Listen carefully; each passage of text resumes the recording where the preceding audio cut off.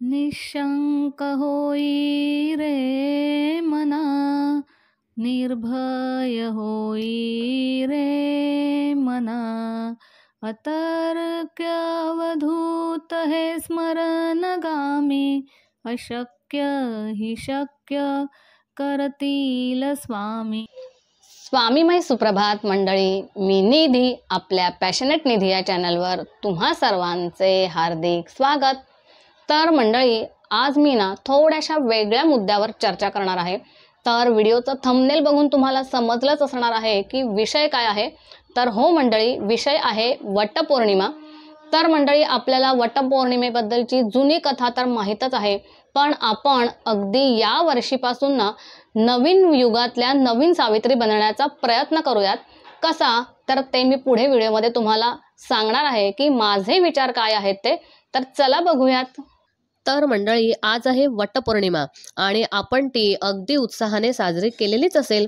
आपण या दिवशी काय करतो, तर छान छान नवीन साडी घेतो, नवीन साडी घालतो, एखादा दागिना घालतो आणि हाच दागिना किंवा साडी घालून आपण वडाच्या झाडाची पूजा करतो. या वडाच्या झाडाला फेऱ्या मारतो. का, तर आपल्या जोडीदाराला दीर्घायुष्य लाभावे. खरंच खूप छान कल्पना आहे, अगदी पूर्वापार चालत आलेली. सावित्रीने आपल्या जोडीदार सत्यवान याचे यमाच्या तावडीतून प्राण वाचवले होते. फार जुनी कथा आहे, ती सर्वांना माहीत असेलच.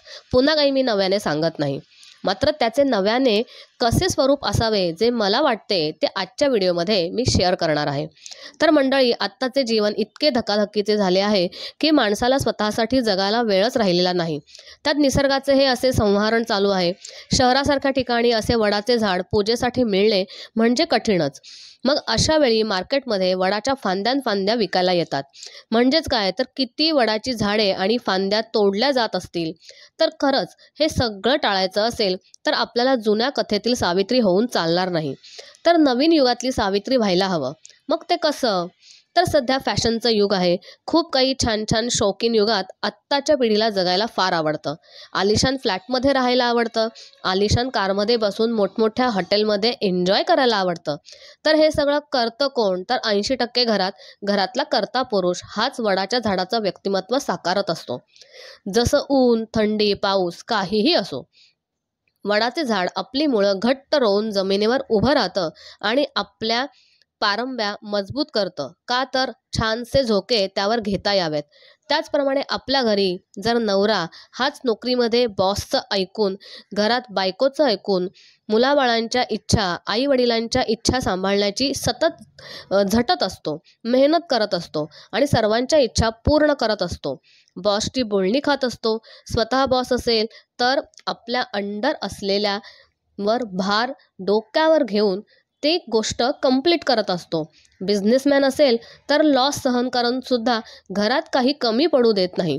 सगळ्या दुःखाचे, कष्टाचे ओझे हे त्याच्याच डोक्यावर असते. मात्र तो कसलीही तक्रार न करता हे ओझे घेऊन वावरत असतो. अशा वेळी तो कुठे असतो, तर मरणाच्या दाराच्या अगदी जवळ, म्हणजेच काठोकाठच असतो. या सगळ्या टेन्शनमध्ये जगता जगता कधी मरणाचे दार क्रॉस होईल हे त्यालाच काय, तर आपल्याला सुद्धा कळणार नाही. अशा वेळी छान छान साडी घालून, दागिने घालून या वडाच्या झाडाची पूजा करून आपण आपल्या जोडीदाराचे आयुष्य वाढवू शकतो का, तर नाही. मग काय करायला हवे, तर आपल्या जोडीदाराच्या डोक्यावरील भार कमी कसा होईल याचा विचार करायला हवा. तर जे हाऊसवाईफ आहेत त्यांना असं वाटतं की घरी जेवण बनवलं की सकाळी उठून डब्बा बनवून दिला की आपलं काम झालं. तर असं नाहीये मंडळी. यामुळे जोडीदाराचे पोट तर भरते, पण त्याच्या डोक्यावरचा भार मात्र कमी होत नाही.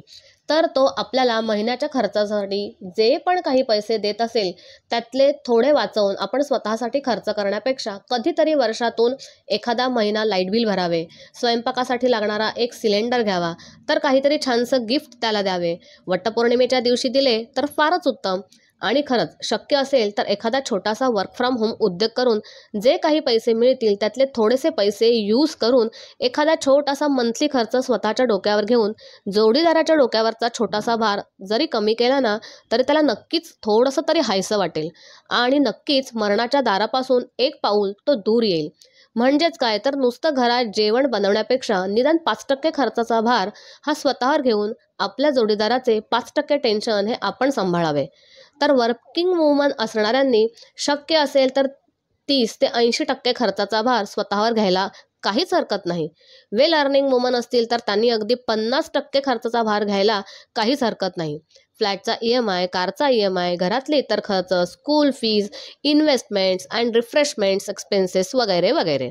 काही नवीन युगातील सावित्री असतील सुद्धा की हे सगळं करतीलही, जसं मी केलेलं आहे, मी करते आहे. तर मंडळी, काय वाटतं तुम्हाला माझ्या या नवीन विचारांबद्दल? तर काय मंडळी, कसा काय वाटला माझा हा नवीन विचार, नवीन युगातल्या नवीन सावित्री बनण्याचा?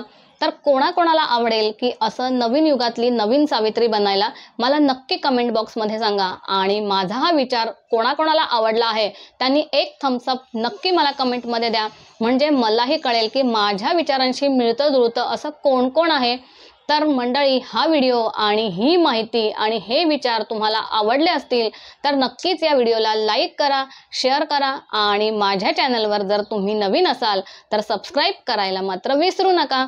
तर पुन्हा भेटूयात अशाच एका नवीन व्हिडिओमध्ये नवीन माहितीसह. तोपर्यंत काळजी घ्या, सेफ रहा अँड बाय बाय.